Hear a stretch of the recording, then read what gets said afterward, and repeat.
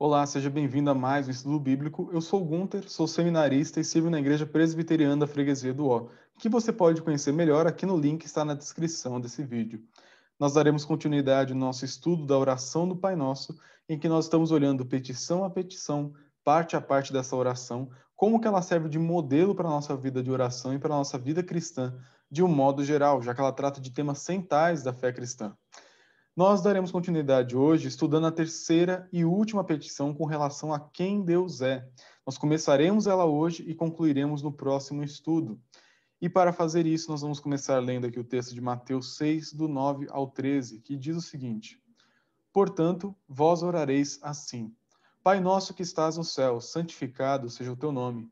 Venha o teu reino, faça-se a tua vontade, assim na terra como no céu. O pão nosso de cada dia dá-nos hoje, e perdoa-nos as nossas dívidas, assim como nós temos perdoado aos nossos devedores. E não nos deixes cair em tentação, mas livra-nos do mal, pois teu é o reino, o poder e a glória para sempre. Amém. Eu quero fazer uma breve recapitulação do que nós já vimos até aqui para podermos avançar no nosso estudo da oração do Pai Nosso. Em primeiro lugar, na oração do Pai Nosso, nós vimos, e Jesus começa a oração dessa forma, mostrando com quem nós estamos falando. Jesus nos ensina que o Deus a quem nós estamos falando é o nosso Pai, é aquele que tem um relacionamento conosco, mas também é aquele que está no céu. É um Deus que não deixa de ser soberano para ser o nosso Pai. Não é um Deus que deixa sua divindade para se tornar aquele que tem relacionamento conosco. Ele continua sendo o que ele sempre foi, mas ele tem um relacionamento pactual, uma aliança maravilhosa com o seu povo, com seus filhos. E sabendo disso, nós podemos orar. A partir do momento que nós conhecemos quem Deus é, nós podemos orar com confiança, sabendo que Ele, como Pai, vai nos ouvir, porque Ele se preocupa com a vida de seus filhos, mas também podemos orar com a esperança de sermos respondidos, porque é um Deus poderoso, soberano, que está nos céus, que está nos ouvindo. Sabendo quem está nos ouvindo, podemos então começar a pedir. E é interessante que Jesus começa a oração do Pai Nosso com 3 petições sobre Deus.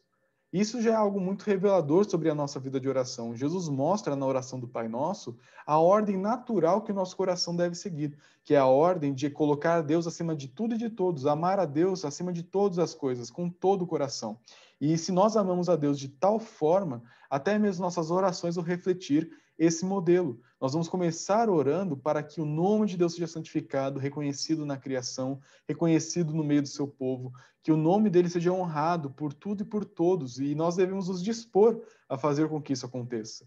Nós também oramos para que o reino de Deus seja manifesto e seja expandido. E nós já vimos semana passada que isso não acontece pela espada, mas pela palavra de Deus, por meio da pregação, por meio do arrependimento e pela fé em Cristo. Então, quando nós vamos orar, antes de falar da nossa vida, antes de começar a pedir um monte de coisa, precisamos reconhecer quem Deus é. Precisamos buscar a glória de Deus em primeiro lugar, sabe? Pedindo que o nome dele seja santificado, me enrolei aqui um pouquinho, e também pedindo que o reino dele seja expandido, porque nós o amamos e nós queremos que isso aconteça.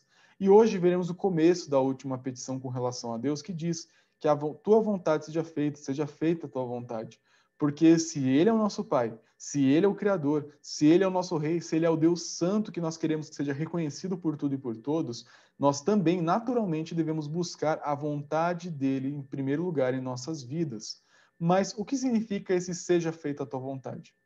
Para responder essa pergunta, eu quero dividir a ideia de vontade de Deus em 2 tópicos, mas não sem antes explicar uma coisa. Se Deus é o nosso Pai, se Ele é Rei, se Ele é Santo, se Ele é Criador, se Ele é aquele que está nos céus, a sua vontade, o seu querer, as suas preferências devem ser ouvidos, respeitados e obedecidos por tudo e por todos. Nós, como cristãos, devemos obedecer em primeiro lugar porque Ele é o nosso Pai. Mas também o restante da criação deve obedecer esse Deus porque é criação. É uma questão até natural, nós não deveríamos nem gastar tempo explicando isso, porque se eu sou o criador de algo, aquilo que eu criei deve prestar contas a mim, deve algum tipo de obediência, algum tipo de relação de submissão a mim. E quando a criação, homens e criaturas não estão submissos à vontade de Deus e agem e vivem em desacordo com a lei de Deus, esses homens, essas criaturas, toda a natureza corrompida pelo pecado, está indo na contramão da vontade de Deus. Nós sabemos que Deus não será frustrado, em última instância, nunca acontecerá, mas Deus fica desagradado com aquilo que está acontecendo. E para começarmos a estudar o que é a vontade de Deus, é importante que você saiba, Deus tem apenas uma única vontade. Essa única vontade é importante ressaltarmos, porque Deus não muda de ideia. Deus não é como a gente que descobre uma coisa nova e, de repente, várias coisas na nossa vida mudam de concepção. Nós talvez, depois de aprendermos alguns conceitos na nossa vida, algumas verdades, alguns princípios, algumas leis, mudemos a nossa maneira de enxergar diversas coisas. Pense, por exemplo, na sua conversão. Antes de ser crente, você pensava, vivia e julgava a realidade de uma maneira. A partir do momento que Cristo tira das trevas para a luz, seus olhos são transformados, seu coração é mudado. Por isso, a maneira de ver a realidade muda também. Deus não é assim. Deus não é convertido. Deus não é deslumbrado por um novo conhecimento. Deus sempre é o mesmo. Ele sempre tem tudo patente aos seus olhos. Ele não muda de ideia, nem é pego de surpresa por nada. Ele não é frustrado pela criação. A sua vontade e o seu querer sempre foram os mesmos. Deus sempre teve uma única vontade. Porém, como é um tema complexo, na teologia nós dividimos essa vontade de Deus em dois aspectos, não em duas vontades, que eu quero explicar para você agora nos próximos 2 slides. Em primeiro lugar, nós trabalhamos a vontade decretiva de Deus. E não se assuste com os termos teológicos, eles servem para nos ajudar a compreender termos complexos em poucas palavras. Quando falamos da vontade decretiva, estamos falando dos decretos de Deus. Aquilo que Deus, como Deus soberano, como Deus, né? Parece estranho de falar Deus como Deus. Mas é porque a própria ideia de Deus carrega várias coisas em si. Deus é aquele que é perfeito, que nem melhora nem piora, porque já é a perfeição em si. Deus é aquele que sempre existiu. Deus é aquele que é criador. Deus é aquele que é padrão da moral e de tudo que existe. Deus, por ser Deus, decreta e determina tudo o que acontece no universo. E quando falamos da vontade decretiva de Deus, estamos falando de tudo aquilo que Deus determinou para a condução da história no âmbito macro e micro, ou seja, na história do universo, do cosmos e também na vida de indivíduos. Esse aspecto da vontade de Deus, via de regra, é misterioso. Deus não nos conta como que funciona essa vontade decretiva.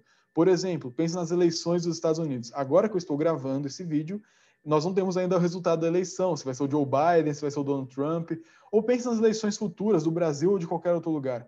Nós não sabemos o que vai acontecer, o que vai ser decidido. Não sabemos se no futuro surgirá alguma guerra, uma nova pandemia, o que virá do futuro. Deus sabe, mas ele não nos contou o que vai acontecer. Ele contou muitas coisas na sua palavra, mas ele não nos contou tudo, porque ele não tem a obrigação de nos contar tudo. Mas muitas coisas, se não a maioria das coisas que acontecem no universo, Deus não nos revelou na sua palavra o porquê que as coisas são como são. Porém, ele nos mostra que ele, sendo quem ele é, as conduz de maneira perfeita. Tinha um cachorro latindo aqui, parou, voltou. Mas vamos continuar.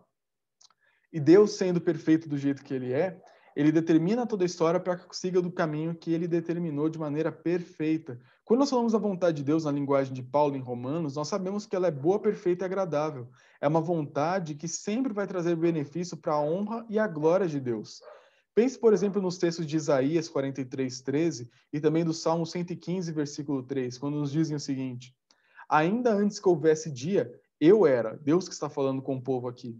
E nenhum há que possa livrar alguém das minhas mãos. Agindo eu, quem o impedirá?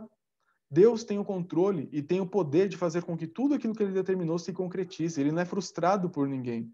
Também o Salmo 115, versículo 3, nos diz o seguinte: no céu está o nosso Deus, e tudo faz como lhe agrada. Deus tem o controle, tem o universo em suas mãos e faz com que tudo aconteça da maneira que ele determinou. E quando olhamos para a oração do Pai Nosso e olhamos para esse aspecto da vontade de Deus, a vontade decretiva de Deus, nós já podemos aplicar da seguinte forma: quando vamos orar pela vontade de Deus, nós podemos orar: Senhor, seja feita a tua vontade e me ajuda a descansar nas tuas mãos, sabendo que o Senhor conduz tudo de maneira perfeita. Senhor, seja feita a tua vontade e não a nossa, porque o Senhor tem o controle de tudo. O Senhor sabe o que é melhor para tudo e o Senhor sempre vai conduzir tudo perfeitamente. Por isso, Senhor, me ajuda a descansar nisso. Executa a tua vontade. Faz aquilo que o Senhor tem que fazer, mesmo que nós não entendamos, porque isso é o melhor. Isso é aquilo que é bom, perfeito e agradável. Esse é o primeiro aspecto da vontade de Deus. Mas existe um outro lado que tem muito mais a ver com a nossa vida diretamente, que é a vontade preceptiva de Deus. De novo, não se assuste com o termo. Preceptivo vem da ideia de preceito, algo que está escrito e claro declarado. Quando nós falamos da vontade preceptiva, estamos nos referindo àquela vontade que Deus revela a nós em sua palavra. É o que ele exige da criação do seu povo e da qual todos deverão prestar contas um dia. Eu disse agora no último slide que Deus não nos contou tudo, mas muitas coisas ele já nos contou. Quando nós olhamos para a Escritura Sagrada, lá nós já temos toda a vontade de Deus para a nossa vida. Tudo aquilo que eu tenho que saber sobre Deus, sobre o que Ele pensa sobre a vida e como eu devo pautar as decisões da minha vida, está na palavra de Deus. Eu não preciso buscar uma vontade secreta. Muitos cristãos hoje se sentem sufocados por essa ideia da vontade de Deus e pedem assim, Senhor, me mostra a sua vontade para a minha vida.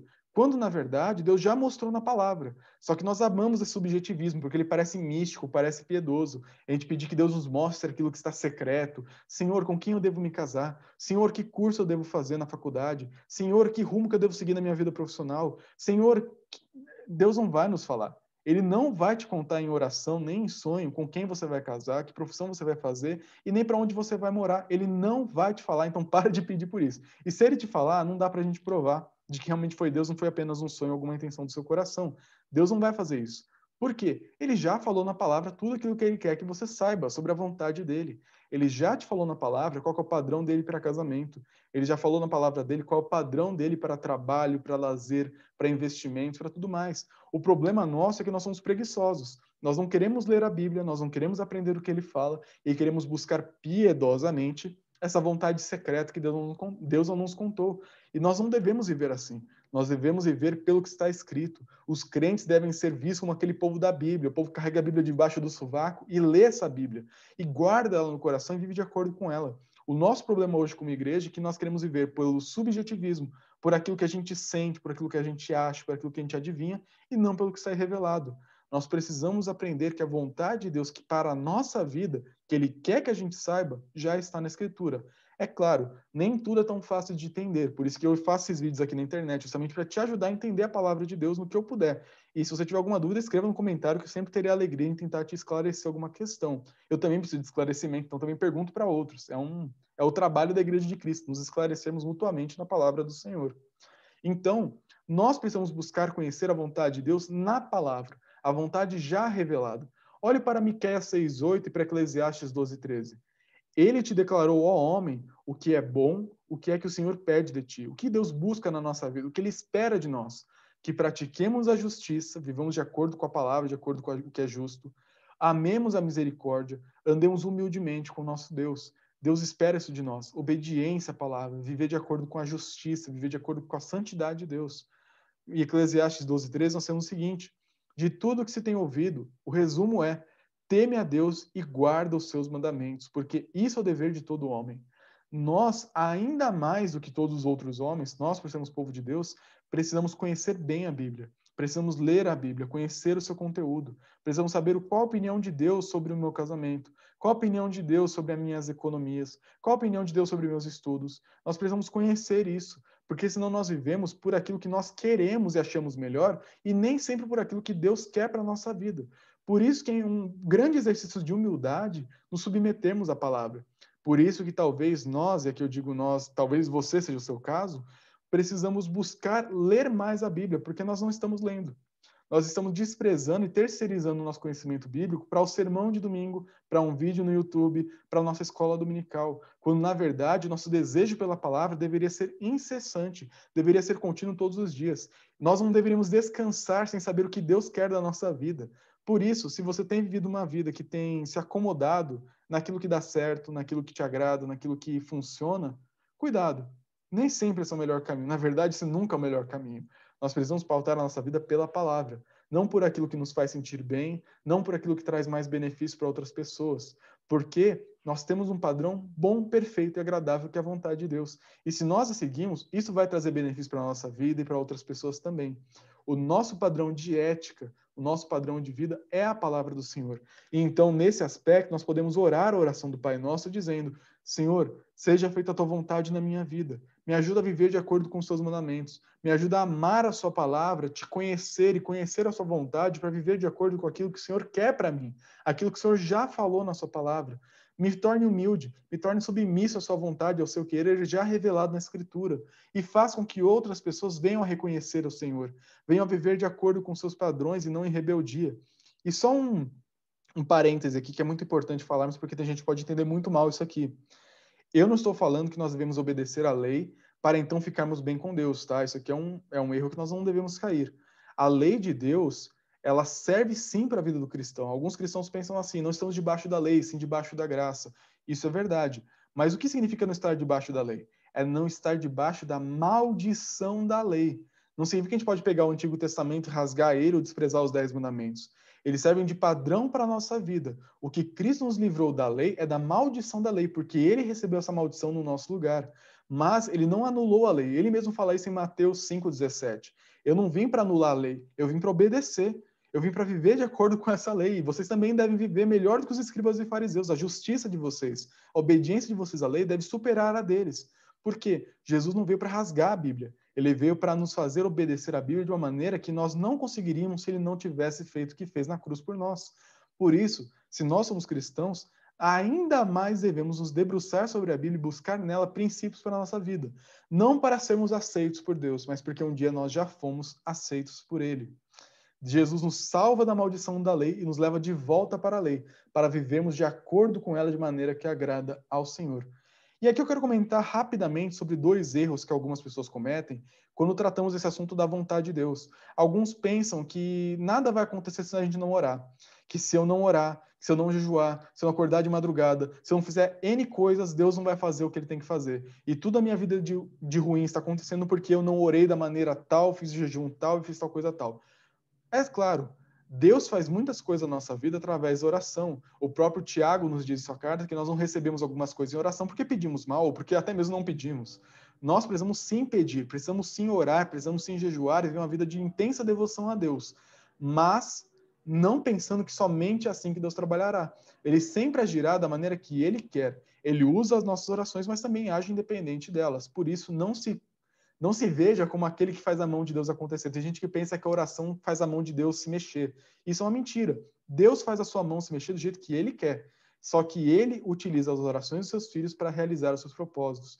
Isso é um mistério de compreendermos perfeitamente, mas é assim que Deus faz as coisas acontecerem. O pastor John Piper contou uma história do prego da madeira e do martelo, que ele diz o seguinte: Deus falou, hipoteticamente, que a vontade dele é que o prego entre na madeira.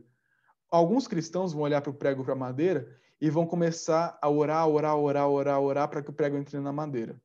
E não fazem nada. E ficam lá só orando, e o prego não vai entrar na madeira. Por quê? Deus quer que a gente ore e quer que a gente faça algumas coisas também em resposta às orações que nós mesmos ou outras pessoas fazem. Nós precisamos agir de acordo com a nossa oração e não em detrimento da oração, mas juntamente com a oração. E outras pessoas, que é o segundo erro aqui, não vão nem orar, porque vão pensar assim, se Deus quer que o prego entre na madeira, eu não preciso nem orar, porque ele vai fazer entrar. E esse é outro erro. Nós não precisamos nem cair no extremo de pensar que nada acontece se a gente não orar, mas também não pensar que tudo vai acontecer sem a gente orar. Ah, Deus é soberano, então tudo vai acontecer do jeito dele. Isso é verdade. Mas ele determinou, na sua soberania, utilizar as nossas orações para que tudo aconteça de maneira que agrada a ele. Pense, por exemplo, em Pedro, em Atos, quando é liberto da prisão.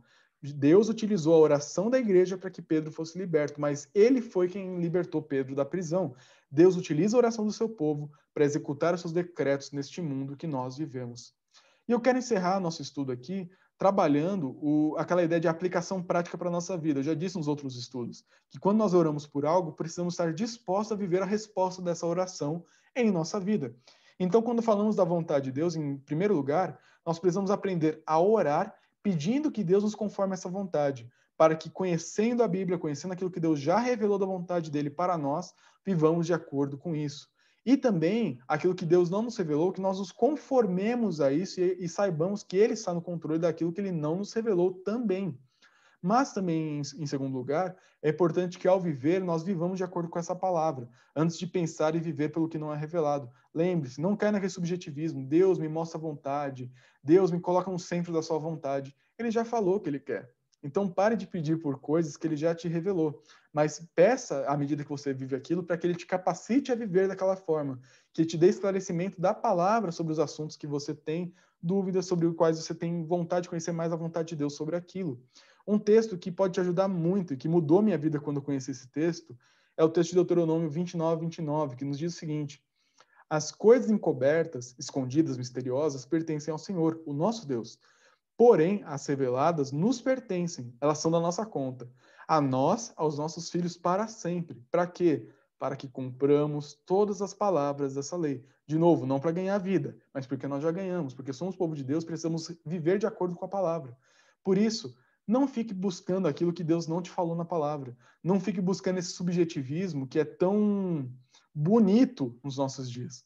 Busque a palavra, viva pelo que está escrito, leia a Bíblia, estude a Bíblia, anote na sua Bíblia, escreva dúvidas, pergunte para o seu pastor, para os presbíteros, pergunte aqui nos comentários esse vídeo suas dúvidas sobre a Bíblia e assim que puder eu posso te responder. Mas viva pelo que está escrito. Deus fez as coisas desse jeito para funcionar dessa forma. Nós devemos viver pelo que está revelado e precisamos viver pelo que está revelado em obediência às palavras da lei de Deus. Eu quero encerrar o estudo com 3 breves aplicações que você já pode implementar hoje mesmo na sua vida de oração. Em primeiro lugar, a oração do Senhor nos ensina a pedir pela realização da vontade de Deus antes da nossa. Mas, se devemos pedir por isso, será que conhecer a vontade de Deus não deveria ser uma prioridade para nós? Já que a vontade de Deus é tão importante a ponto de fazer parte da oração do Pai Nosso, será que nós não deveríamos estudar mais ainda a Bíblia? Será que nós não deveríamos buscar ainda mais a vontade de Deus naquilo que Ele já revelou, antes de começar a especular naquilo que Ele não falou? Pense nisso. Como é que você tem lidado com essa questão do que está revelado e do que não está? Como é que você tem revelado lidado com a vontade de Deus naquilo que é revelado e naquilo que não é? Viva pelo que está escrito. Em segundo lugar, devemos pedir que Deus realize seus planos e que nos conforme à vontade dele e não o contrário. Muitas pessoas têm planos para a sua vida. Você, assim, tem todos os seus próximos 15 anos já traçados na sua mente, todas as ações do seu dia já determinadas no seu coração. Mas, quando nós oramos, pedimos assim, Senhor, abençoa para que eu faça isso. Quando, às vezes, nós planejamos coisas que são erradas. Quando, às vezes, planejamos coisas que não estão de acordo com a palavra de Deus. Nós não precisamos pedir que Deus aprove aquilo que nós determinamos, mas que as nossas decisões sejam conformadas à vontade de Deus. Por isso, antes de pedir que Deus te abençoe naquilo que você planeja fazer, pense aquilo que você planeja fazer está de acordo com a palavra de Deus. Senão você está orando em vão. Está orando de uma maneira que não respeita aquilo que Deus já revelou. E por último, porque parece que é só briga, né? Só paulada até aqui. Mas precisamos descansar no controle soberano do nosso bom Deus. Quando nós pensamos a vontade de Deus, na nossa responsabilidade, nós não podemos passar pano e fingir que nada está acontecendo. Precisamos sim ser zelosos na obediência da lei. Precisamos sim ser zelosos na nossa ética, na nossa conduta cristã. Não para sermos salvos, não para sermos legalistas, mas vivemos de acordo com a palavra. Mas sem esquecer que o nosso Deus está no controle. E que Deus estar no controle e executar a sua vontade é algo que deve trazer descanso para o nosso coração inquieto. Precisamos aprender a descansar no Senhor, sabendo que Ele vai fazer o que é melhor. Ele vai fazer aquilo que é bom no universo. Ele vai utilizar nossas orações para isso, vai utilizar nossas ações para isso, vai utilizar meios que nós nem imaginamos para isso, mas Ele sempre estará no controle. Por isso, em 2 palavras, lembre-se: Bíblia, valorize, leia, conheça, debruce sobre ela e também descanso. Descanse no controle do Senhor, descanse na soberania do Senhor e ame, viva juntamente com Ele em oração.